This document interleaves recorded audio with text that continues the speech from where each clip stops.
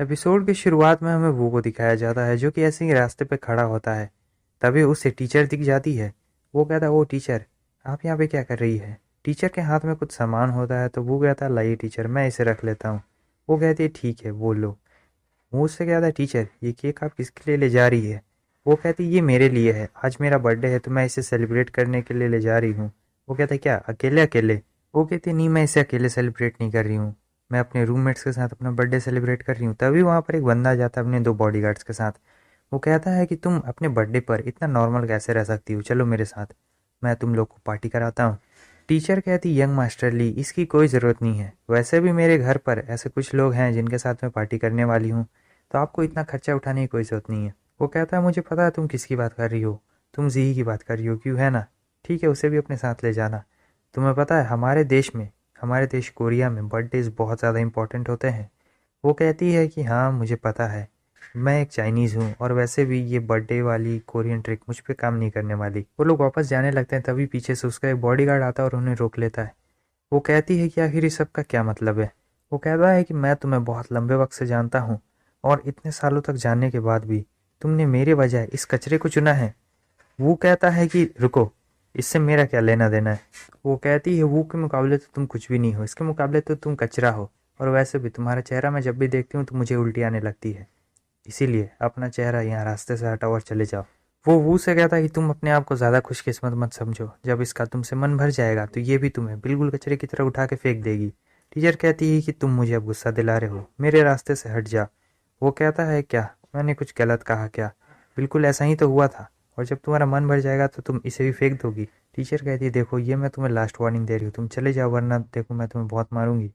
वो कहता है, हाँ इसमें तो बहुत मज़ा आएगा, देखते हैं तुम्हारी ये लकड़ी जैसे पतले पतले पैर मुझे मार पाते हैं या नहीं, कम से कम फिर से एक मौका तो मिलेगा। वो उसे मारने की कोशिश करती है लेकिन वो बड़े आराम से बच रहा होता है। वो कहता है कि तुम एक बार दोबारा ट्राई क्यों नहीं करती हो।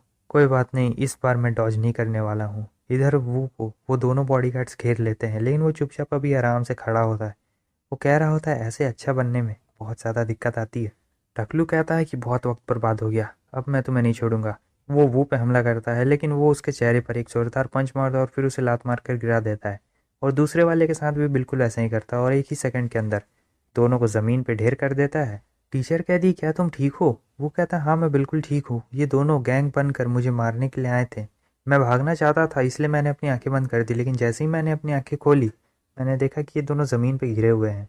मुझे लगता है किसी मास्टर ने आके मुझे बचा लिया। टीचर कहते, तुम्हें किसी ने बचाया, लेकिन मैंने उसे देखा तक नहीं।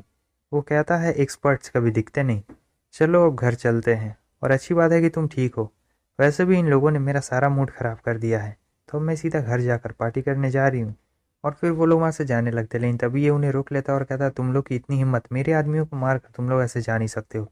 वो कहती, ये हमारी गलती नहीं है, हमने उन्हें नुकसान नहीं पहुँचाया है, किसी एक्सपर्ट ने आकर इन्हें मारा है, उसने हमारा बदला लिया है।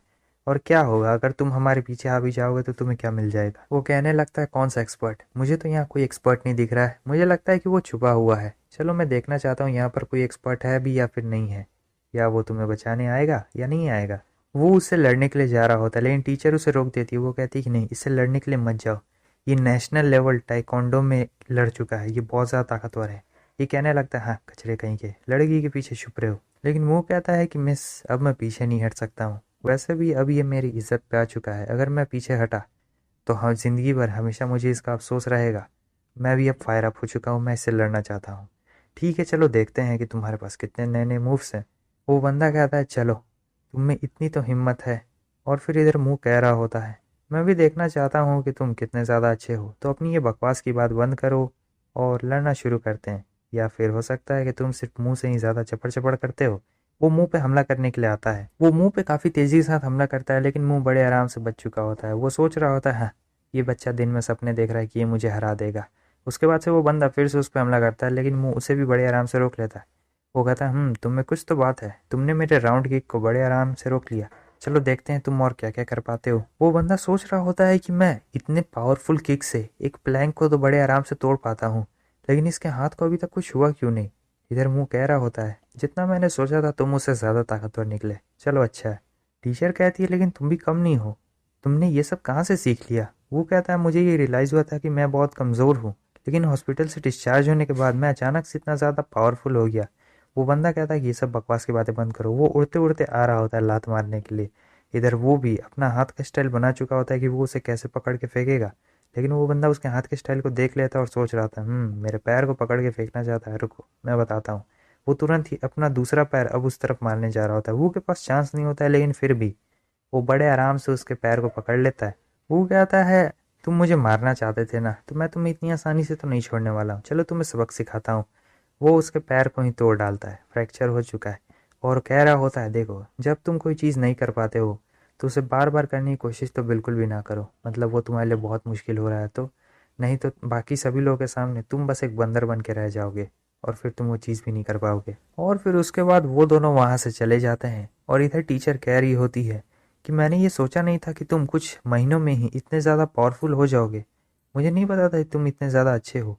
वो कहता, ना ऐसा नहीं है, मुझे लगता है मैं पहले से ज़्यादा हेल्दी हो गया हूँ, इसीलिए मेरे रिफ्लेक्सेस थोड़े से तेज़ हो गए हैं। वैसे मैंने पहले इसका इस्तेमाल नहीं करता था, अब मैं इसका इस्तेमाल करता हूँ। टीचर कहते हैं, तुम्हारी पर्सनैलिटी पहले से बिल्कुल चेंज हो गई है। अब तुम पहले वाले मुंह नहीं रहे हो, तुम बिल्कुल अलग पर्सन बन चुके हो। और मैं तुमसे एक और बात कहूँ, मेरी रूममेट भी एक अच्छी मार्शल आर्टिस्ट है। वो कहता है, क्या वही जीशी जिसके बारे में वो बात कर रहा था? टीचर बताती, हाँ जीशी। उसने अपनी ट्रेनिंग बहुत कम एज में ही शुरू कर दी और वो बिल्कुल पानी की तरह चलती है। यानी जैसे पानी बहता है वैसे ही उसका मार्शल आर्ट्स का किक भी बहता है। वो कहता है, तो फिर उसके जैसा एक्सपर्ट पूरे दिन भर में क्या करता है नॉर्मली? वो कहती है कि मुझे नहीं पता है, वो सुबह सुबह जल्दी चल जाती है और रात में बहुत देर से घर आती है।